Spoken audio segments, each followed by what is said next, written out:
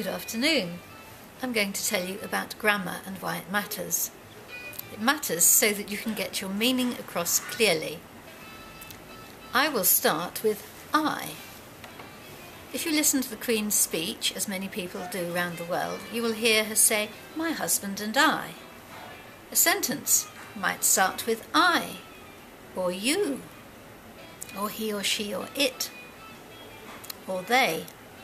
And a sentence will often end with the letter M. Me. He gave it to me. I gave it to him. We gave it to them. You do not start a sentence with me and my friend, or me and me husband. You start it with I, or even my husband and I. So listen out for that when you hear the Queen's speech. So now, remember, I and me. I should have written the me on that side of the paper to remind you. I'll do that. I'll put an arrow. I starts the sentence and me ends the sentence. He gave it to me. I gave it to him. The way the sentence is constructed in English, subject, verb, object. SVO for short, which you'll see in any grammar book. For example, the cat sat on the mat. Very simple, easy to understand. A lot of foreigners find trouble understanding when you use the and a. If I were simply describing a scene, a cat sat on a mat, and then something else happened. But if I'm coming back to that cat, and it's the subject of my children's story, the cat sat on the mat. Or, after introducing a cat sat on the mat, I went to have a second look. The cat sat on my mat. A lot of foreign languages end with the verb. For example, in Europe, German, and in Asia, Japanese. This makes the Japanese extremely polite. They don't interrupt because they're waiting to hear the verb, because until they get to the end of the sentence, they don't know what you're going to say.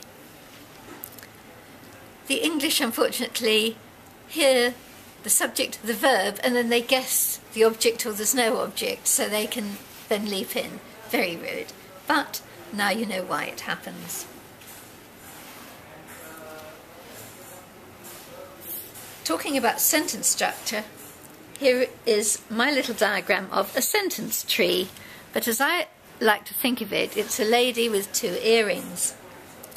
And you've got your subject there and your object there. Actually, you're looking at me back to front. I learnt this in Toastmasters.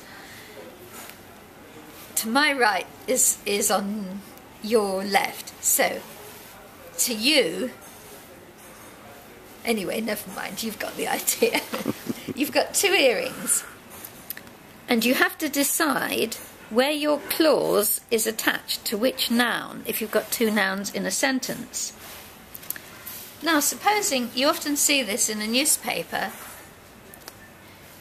a sentence such as, "The police found a dead man firing automatic pistols." I was told when I trained as a sub-editor on women's magazines many years ago for IPC, if a reader has to read a sentence twice, you've not spent enough time rewriting your sentence. The question is, who do the guns belong to? Obviously the dead man is not firing automatic pistols. They belong to the police. Therefore it should read, "The police, firing automatic pistols, found a dead man." As soon as you draw a little diagram and look which noun the clauses apply to, you get the sentence read perfectly. Or rather, it's written perfectly and then it can be read perfectly. Now, let's look at a few more words that cause problems. Only. Only is one of those words which is like a clause. It should hang on to the object it describes. People throw it in the sentence just about anywhere they please. So, for example, as we hear as we hear them throwing things around, yes. For example, a hotel restaurant offering a set meal. Today,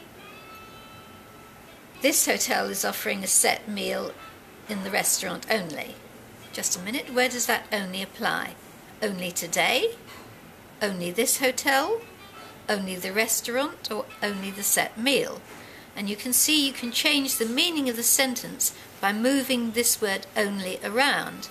People often put a word such as only at the end of the sentence, and then the reader has to read it twice to work it out.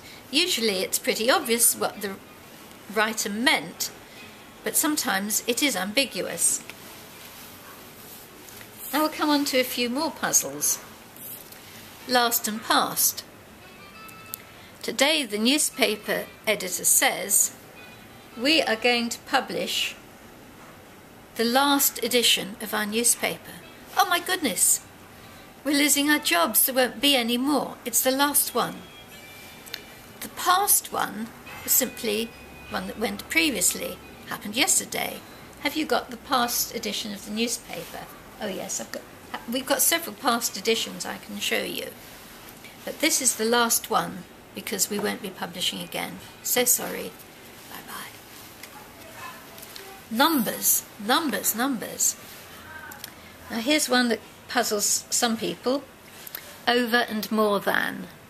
My Bonnie lies over the ocean, and more than 2 girls are waiting for him to come back. Over is on top of. More than is a comparison of numbers. One of the other ones that's some people call it a pet hate. For me, it's few and many. The St. James version of the Bible, which gives us many of our sentence constructions which have become standard, has a sentence in it. Many are called, but few are chosen.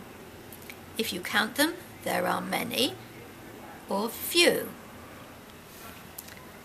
Many and few. This was the previous thing. Let's have many and few. Oh yes, it is on the top. I'll cover up over and more than and just show you many and few. Many are called, but few are chosen. The other one that bothers me is amounts. A large number, if you can count them, a large amount, if there's a pile too many to count. And that sums up good grammar. Just make sure that people understand what you meant to tell them.